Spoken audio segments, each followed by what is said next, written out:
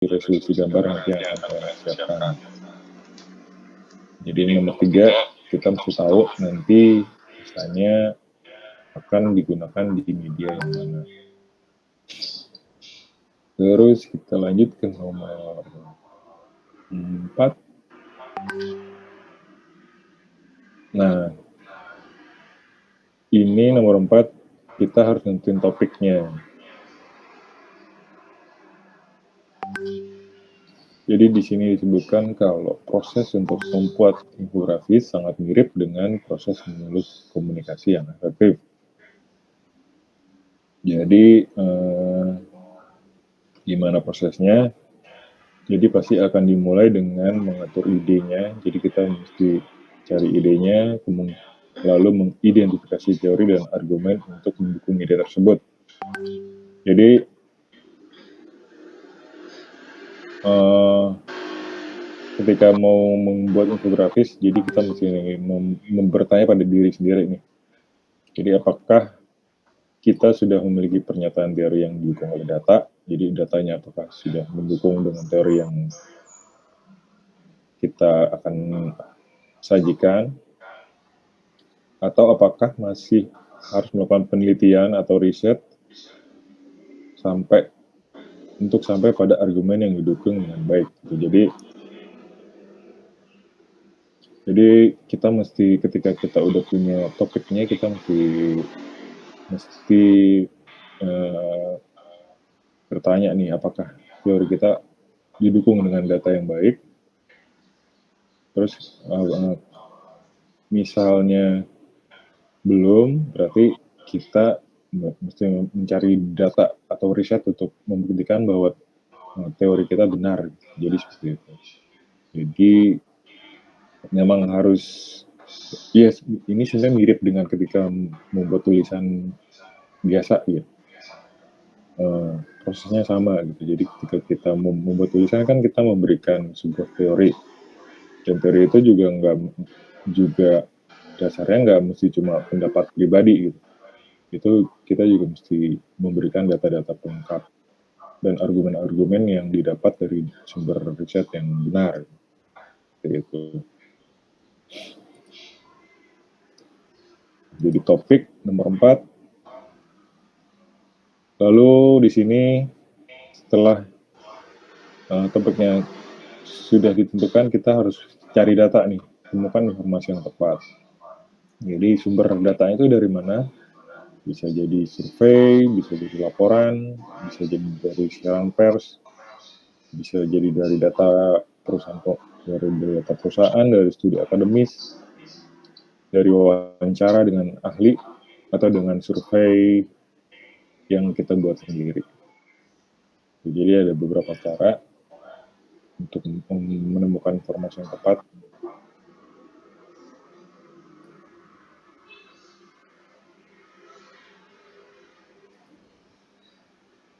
Jadi itu yang nomor 5. Jadi cari informasi yang tepat. Lalu yang nomor 6, kita memproses data yang kita dapatkan dari riset sebelumnya. Jadi ini bisa dibantu dengan aplikasi-aplikasi pengolah data seperti Excel misalnya. Tapi nanti mungkin untuk tugas nggak perlu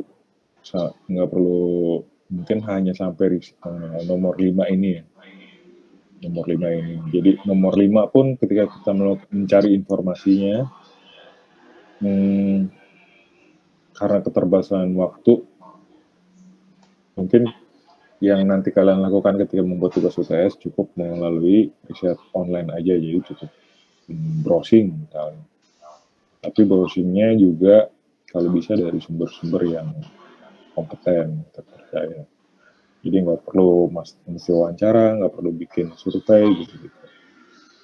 Dan ini juga nantinya juga nggak perlu gitu. Tapi ketika nanti misalnya kalian masuk ke dunia profesional, dunia kerja, nah ini mungkin yang 5 ini mesti dilakukan juga nih, misalnya wawancara gitu kan, terus mesti riset ke studi-studi akademis di perpustakaan misalnya. Dan ini juga terus mungkin juga kayak melakukan survei kan berarti nanti datanya mesti diolah tuh. Berarti harus ada proses pengolahan data. Gitu. Itu yang nomor 6. Terus langkah 7-nya setelah kita cari data, riset, nah pasti kita akan menemukan cerita dari data-data yang kita dapatkan. Nah ini hal yang menarik dari riset nih biasanya kayak gini nih. Kita dapat cerita dari data-data yang kita dapatkan tuh.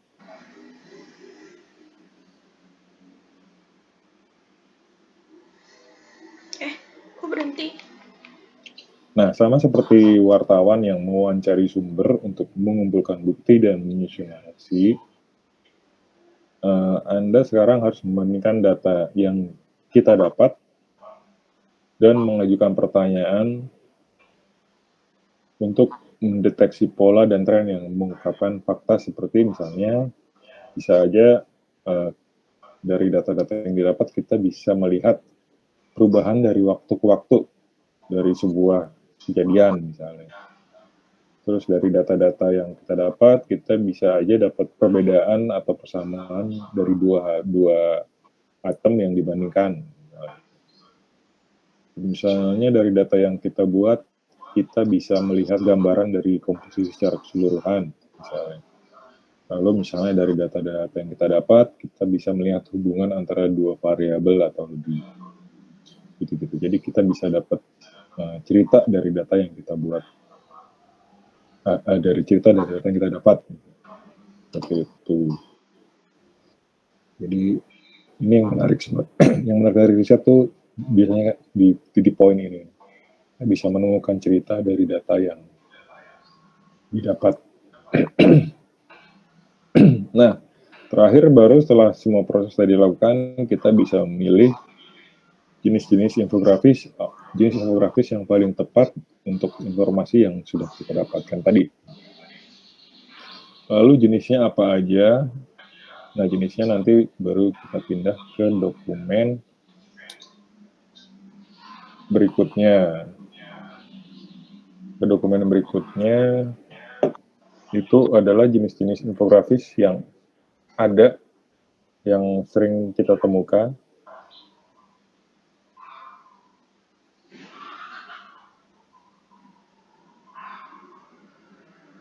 Yang sering kita temukan, dan nanti ini juga akan jadi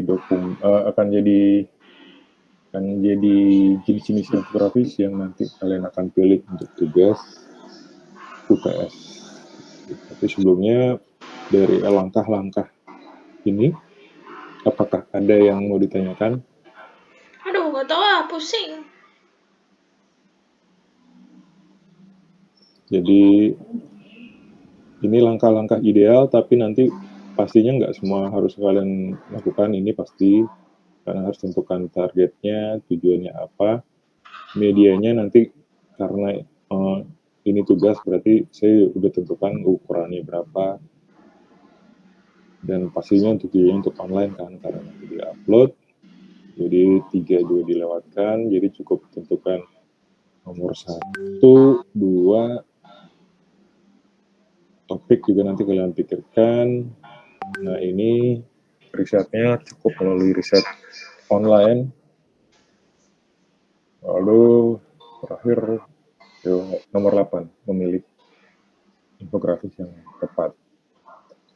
Jadi nggak semua dari 8 langkah ini bisa kalian lewati atau dilaksanakan semuanya. Ada pertanyaan sampai sini? Pak, berarti nanti tugas UTS-nya kita bebas kan buat infografis tentang apa saja? Tidak dikhususkan? Tidak dikhususkan begitu?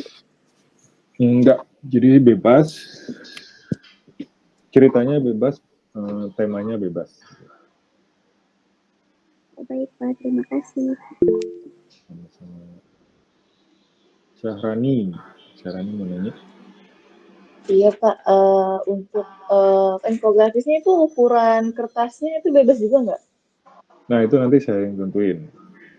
Jadi nanti ada Di learning nanti saya kasih detail ukuran dan lain-lainnya, keterangannya untuk tugasnya. Jadi nanti udah ditentuin. Gitu. Oh, baik, Pak. Jadi misalnya kalau kita bikin infografis, misal dari satu berita, terus kita bikin infografis, itu boleh nggak, Pak? Berarti kayak redesign lagi ya? Nggak apa-apa sebenarnya. Nggak apa-apa.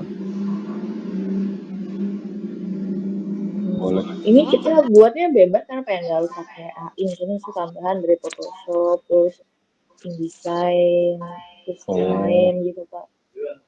Nggak apa-apa, boleh. Boleh. Canva.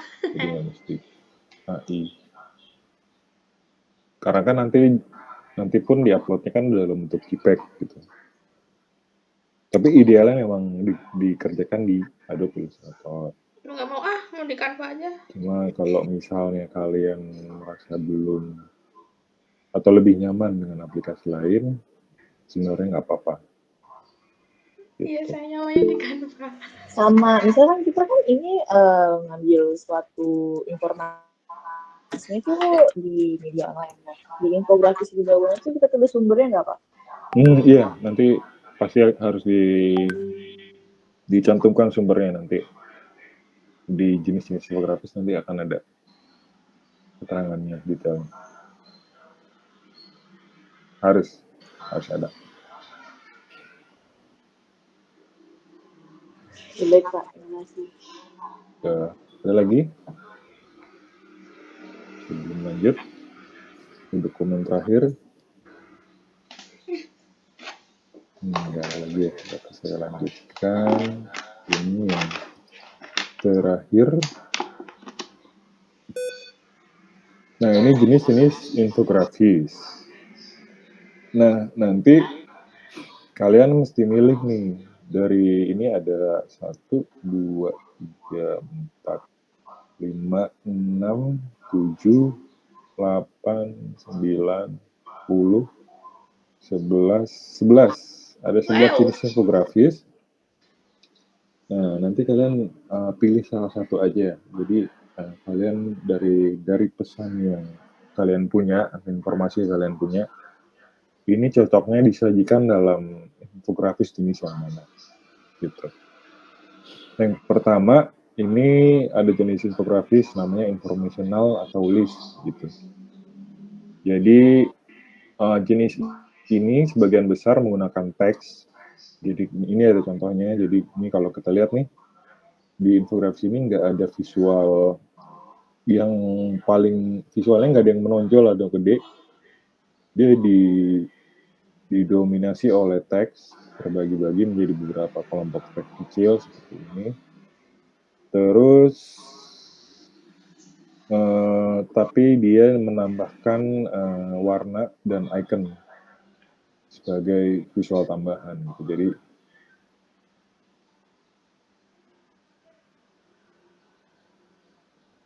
Jauh kok diam. secara dominan tetap teks, tapi dia menambahkan beberapa elemen-elemen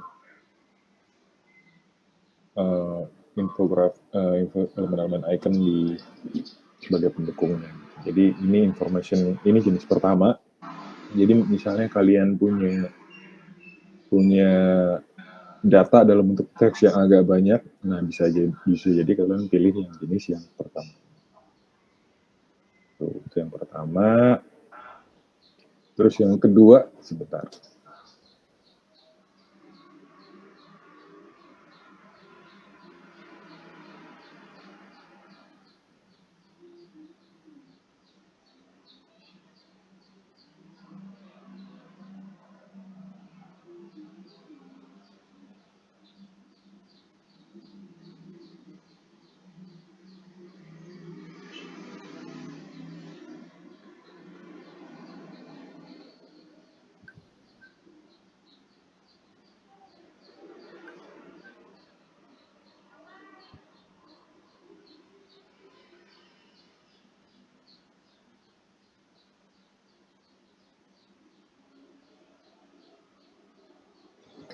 Nomor 2,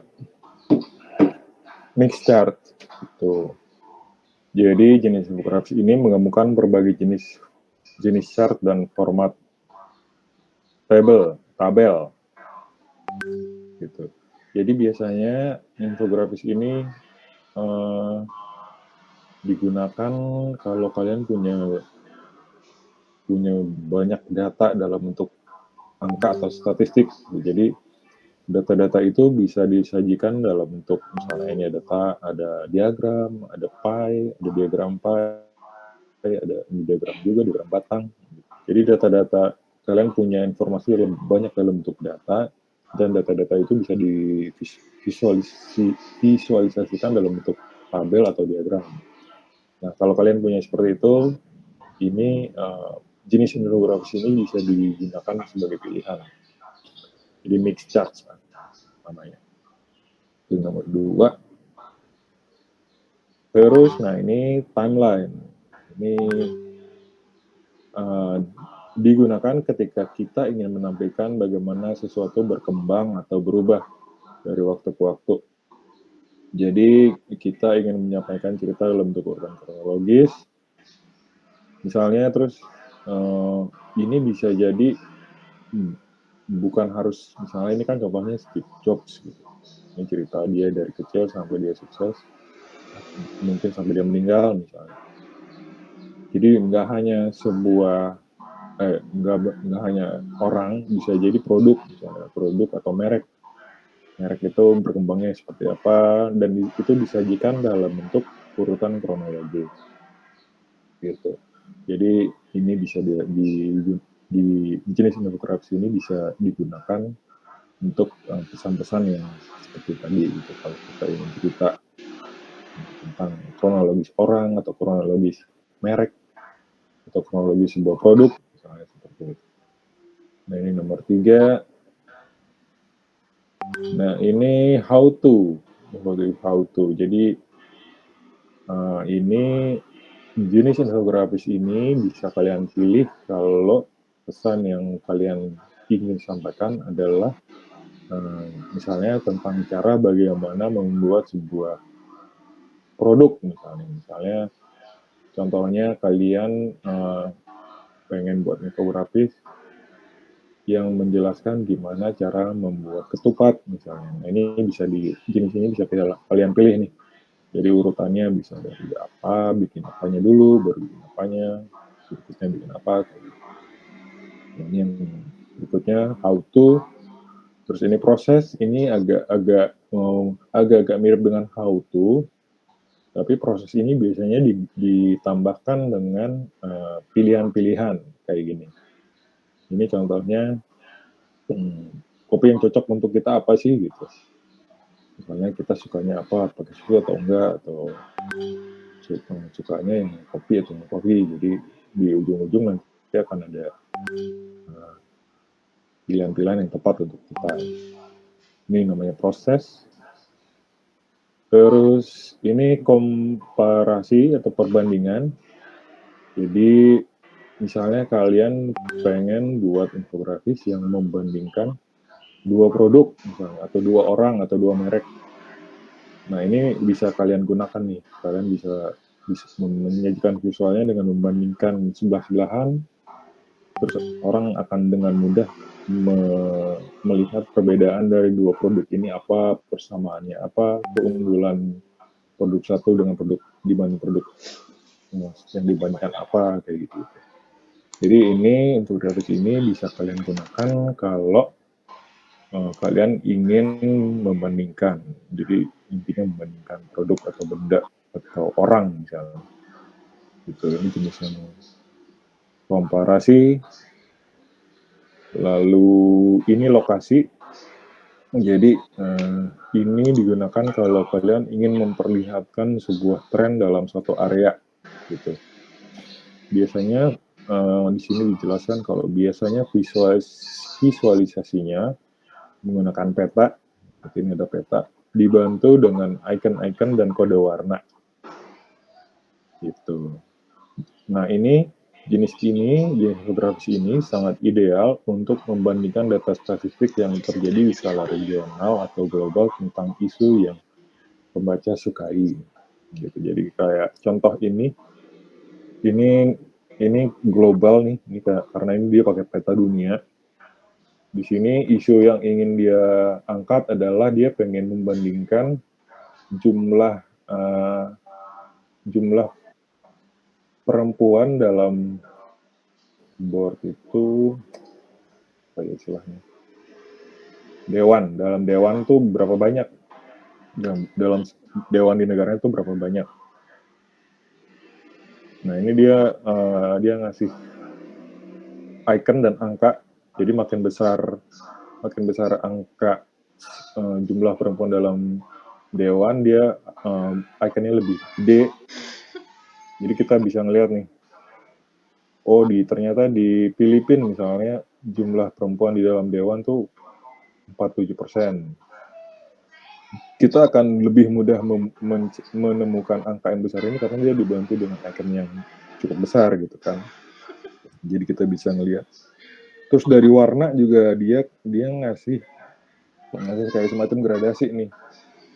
Ini yang gede-gede kecenderungan warnanya merah, terus yang kecil jadi kayak abu-abu. Yang sedang kayaknya hijau, terus ke kuning, baru ke abu-abu. Jadi kita bisa, walaupun ini banyak gambarnya, tapi kita bisa ngelihat atau mendeteksi yang gede tuh dari warna dan ikonnya. Gitu. Jadi ini digunakan kalau kita punya isu dan kita ingin menyajikan tren dalam suatu regional atau dalam lokasinya regional atau global. Oke, gitu. Itu yang nomor 7. Nomor 8 fotografik. Nah ini berbeda dengan sebelumnya karena ini banyak pakai grafis kan, pakai banyak vektor. Nah tapi ini yang visual utamanya adalah foto, jadi bisa aja sah-sah aja, nggak mesti ilustrasinya nggak mesti harus vektor. Jadi ini juga nanti bisa kalian gunakan di tugas. Jadi misalnya visual utamanya itu foto, bisa aja nggak apa-apa. Jadi infografik adalah hasil kombinasi dari foto dan elemen grafis seperti diagram, icon, dan teks. Jadi fotonya terus tapi dibantu dengan diagram, ada diagram, ada icon, terus pastinya ada teks juga. Seperti ini. Nomor 8 fotografik. Nomor ke-9 hierarchical.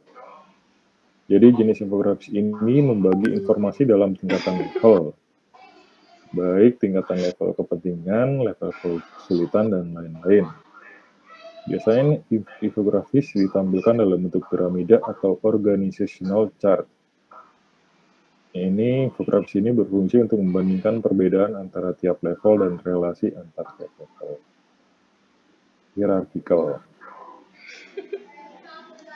Nah ini single chart. Nah ini juga sederhana banget nih pesannya. Jadi dia cuma punya satu pesan dan dia cuma pakai satu chart doang gitu. Cuma pakai satu chart. Jadi ini dari contohnya nih. Ini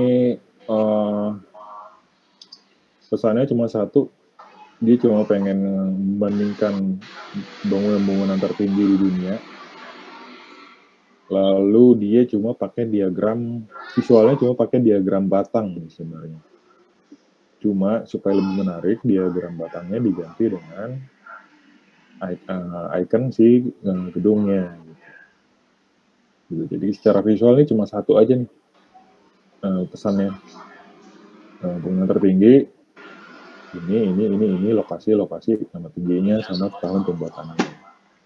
Visualnya ya udah cuma diagram batang aja, cuma diagram batangnya diganti dengan ini namanya single chart. Terus ini nomor 11 visualize number.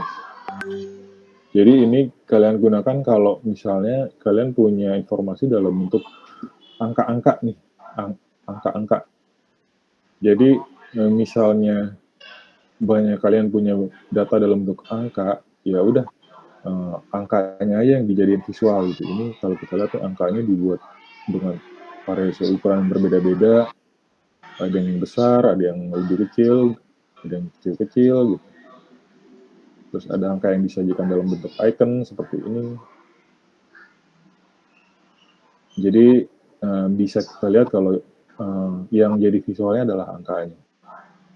Dan dia cuma nambahin beberapa diagram-diagram kecil sebagai pelengkap, tapi yang dominan adalah angkanya. Jadi ini banyak melakukan permainan tipografi yang warna gitu. Tapi ini tetap menarik karena masih tetap terlihat dinamis, dari warna juga ada perbedaan, dari ukuran juga ada perbedaan.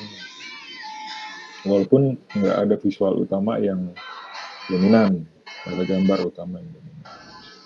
Jadi ini bisa kalian pilih kalau misalnya data yang kalian punya banyak dalam bentuk angka.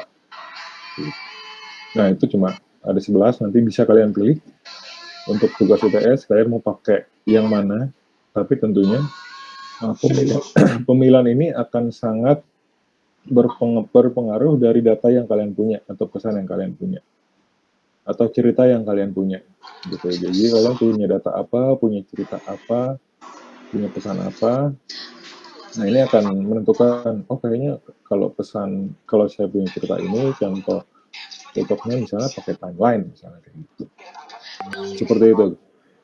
Jadi atau misalnya how to gitu, misalnya saya pengen buat cara bikin apa misalnya bikin baju misalnya, nah kalian bisa pakai how to. Jadi tergantung, ini pemilihan ini nanti akan tergantung dari cerita, pesan atau informasi yang kalian dapat. Nah itu ada 11, nanti kalian bisa pilih. Nah terus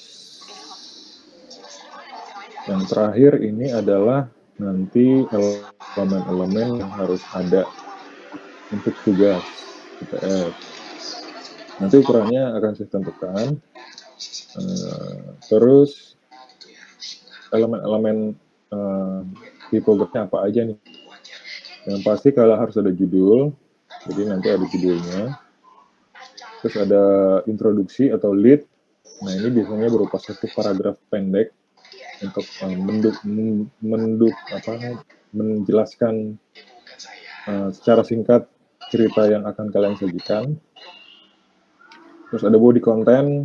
Nah, body content itu biasanya teks-teks tambahan, teks-teks informasi pelengkap dan tambahan seperti ini. Nah, ini biasanya terbagi menjadi kelompok-kelompok teks yang kecil-kecil seperti ini. Ini ada 1, 2, 3, 4, 5, 6 kelompok teks. Jadi body content ini terdiri dari beberapa kelompok teks. Terakhir di bawah ini sumbernya. Dan kadang-kadang sih di bagian kredit ini bisa jadi desainernya siapa, pembuatnya, terus sumbernya siapa. Gitu. Tapi nanti di sini kalian cukup tambahkan misalnya kalian dapat sumbernya dari sumber datanya misalnya dari Kompas, Tempo, nanti disebutkan.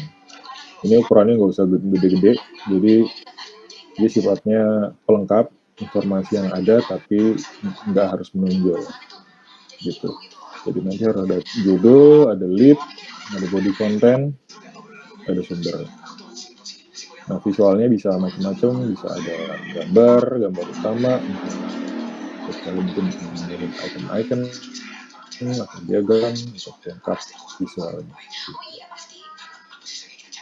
Nah itu tentang jenis-jenisnya. Nanti kalian bisa pilih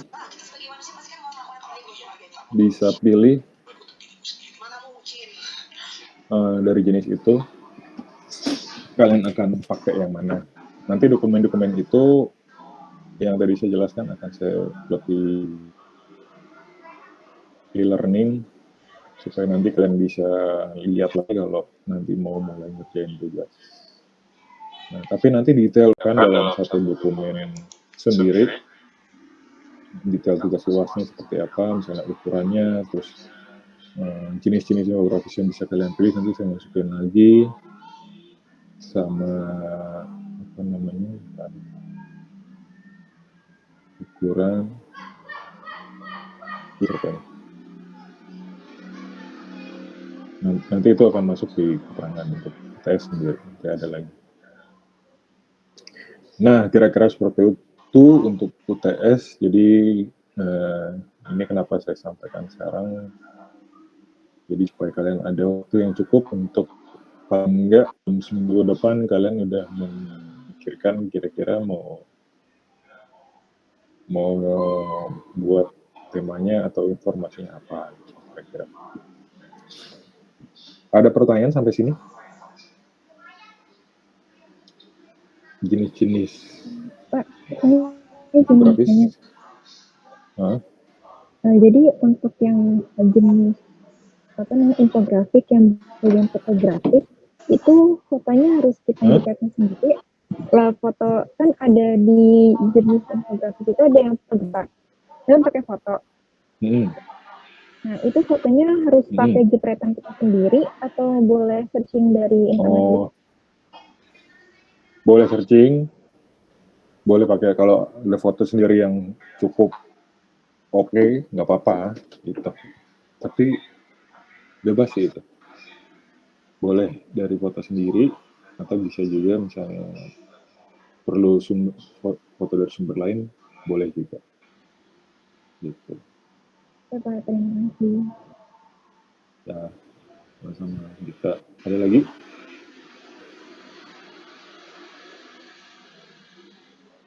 Nggak ada lagi ya. Kalau nggak ada berarti ketemuannya cukup hari ini. Lalu kita ketemu lagi minggu depan. Minggu depan karena ada satu pertemuan terakhir ternyata. Ada pertemuan terakhir. Nah, pertemuan minggu depan kembali di lab. Karena saya perlu nilai tugas kan itu dari nanti dari latihan yang pernah kalian buat. Anjir, yang dulu gue lupa. Sekalian di copy. Pilih salah satu dari tugas yang pernah kalian buat, nanti itu dikirim untuk dijadikan untuk nilai tugas. Hah, gimana? Sip. Kalau nggak ada lagi, terima kasih semua kehadirannya. Kita ketemu lagi minggu depan. Selamat siang.